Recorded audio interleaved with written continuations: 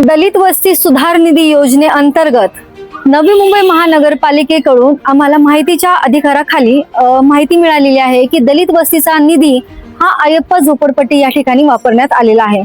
पण प्रश्नचिन्ह असा उभा होतो की अय्यप्पा झोपडपट्टी आहे कुठे? आता त्या अनुषंगाने आज आम्ही सीबीडी बेलापूर पोलीस स्टेशन या ठिकाणी आलेलो आहोत।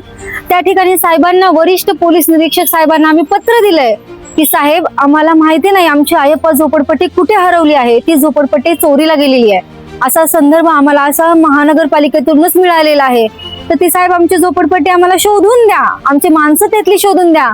आमच्या दलित वस्तीचा जो निधी जो वापरलेला आहे ना, तो आम्हाला शोधायचा आहे की तो निधी कुठल्या ठिकाणी वापरण्यात गेलेला आहे। त्या अनुषंगाने आम्ही येत्या 21 ऑगस्टला नवी मुंबई महानगरपालिका या ठिकाणी दलित वस्ती जन आक्रोश आंदोलन करणार आहोत। हे आंदोलनासाठी आपल्या सीबीडी बेलापूर मधून युवा आंबेडकरी समितीचे सगळे सदस्य असेल किंवा आंबेडकरीवादी विचाराचे आपले सगळे बंधू असतील, ते सगळे ह्या जन आक्रोश आंदोलनामध्ये सहभागी होणार आहे।